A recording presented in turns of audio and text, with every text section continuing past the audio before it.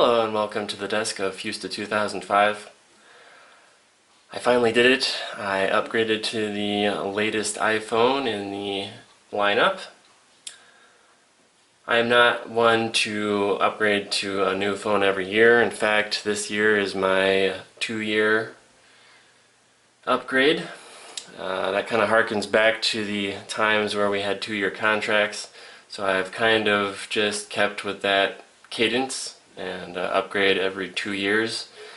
This one over here is my iPhone 7 Plus. So I was pretty excited that they did come out with a big version of the iPhone X. In this case, it is the iPhone XS Max. Not a huge fan of the naming convention, but we'll go ahead and open the box up and see what it looks like. Did a lot of research on this. This is what I kind of wanted, and even though it's probably not the best for your money, it's not for everybody, especially if you have small hands, etc. But yeah, so I got the 256 Max in the space gray. So let's go ahead and open it up, see what it is. And of course they have the easy open tab here. I could have had this set up in the store, but since I bought it outright, like I do with most everything, I try to save up for it and then buy it outright. I can definitely set it up myself. Usually I would trade in my previous phone for the new one, and that would save me, I think I looked up trade-in on this iPhone 7 and it was $250-ish. So I could have saved some money on this, but I'm actually going to sell it to my dad, who's going to pay me the same price. So should be good to go there. I'll get some of the money back on this. But yeah, pretty standard box. Obviously a 256.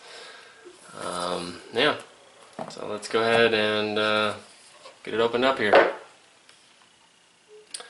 So just your standard manual here with the designed by Apple in California. It has the manual in it.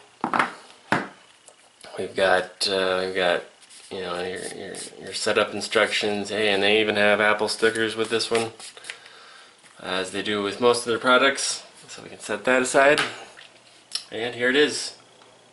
Try not to drop it, but yeah, it's very similar in size.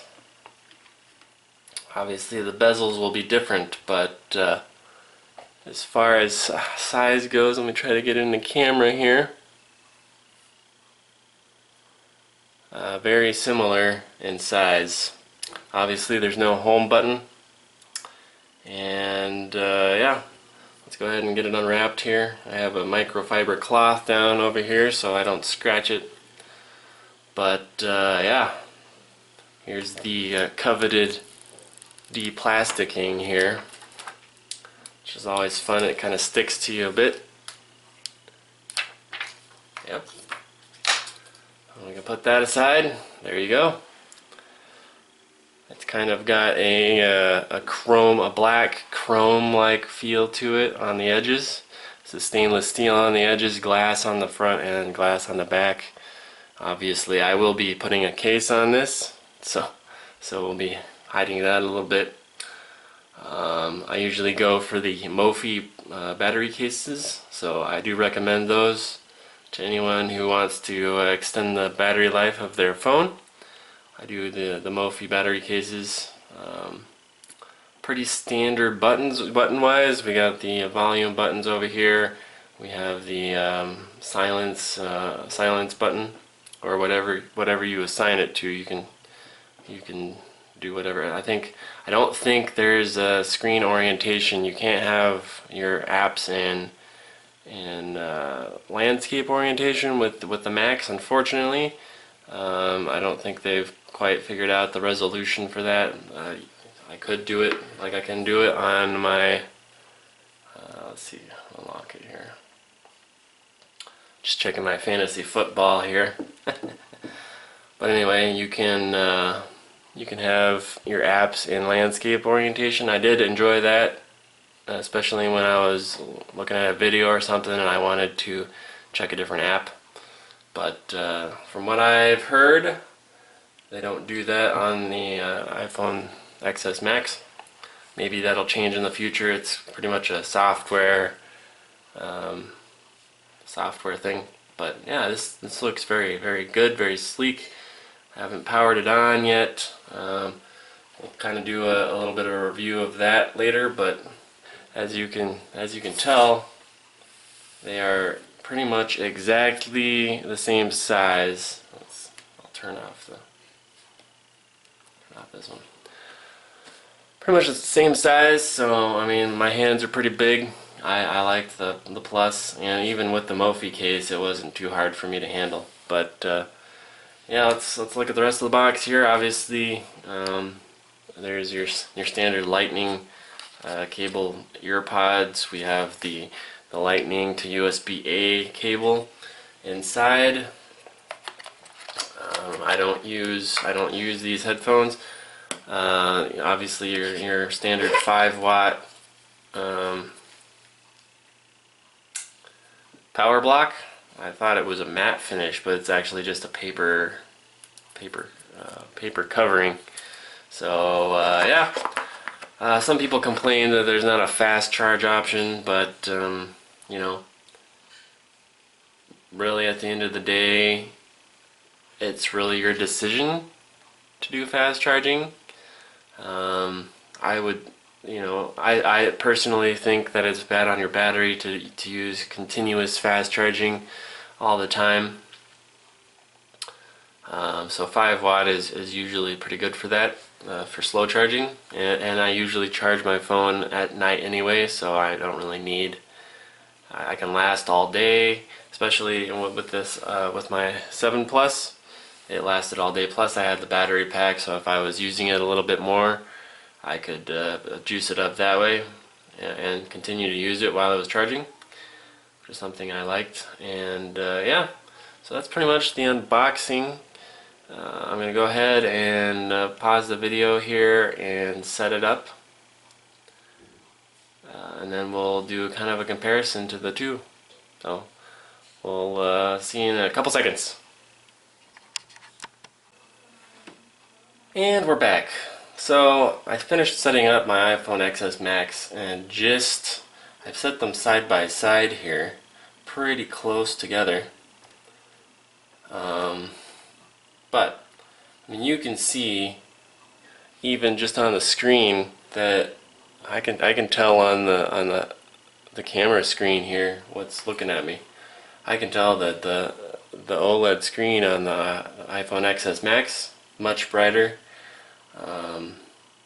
Obviously, even I mean, these are both set at full brightness. The gestures are slightly different, so you have to remember that. But so yeah, they're at full brightness, and this one is much darker. It was the top of the line at its time, but I mean, obviously as technology advances, you're gonna get a lot more stuff like that. But I mean, even let's just go ahead and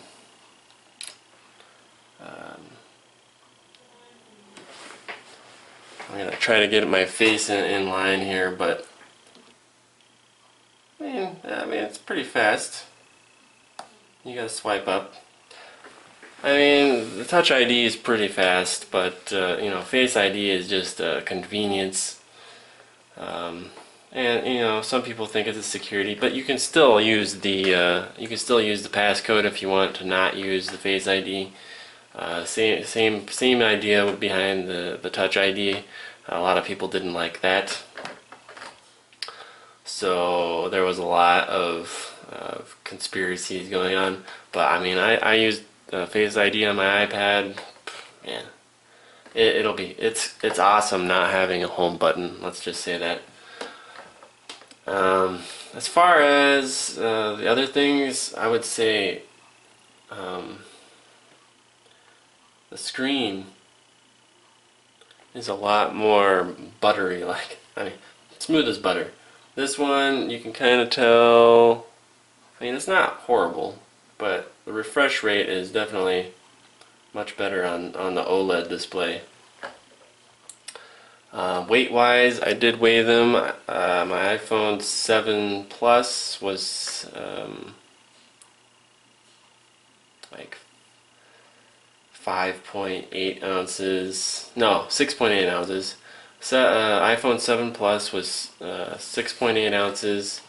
The iPhone XS Max was 7.4 ounces. So, little over half an ounce difference. So, I mean, I couldn't really tell holding them how, oops, if they were different weights. Yeah, maybe now that I'm holding it, maybe slightly heavier, but there's not much of a weight difference, so that's nice. So yeah, I mean, basically that's about it. I might do a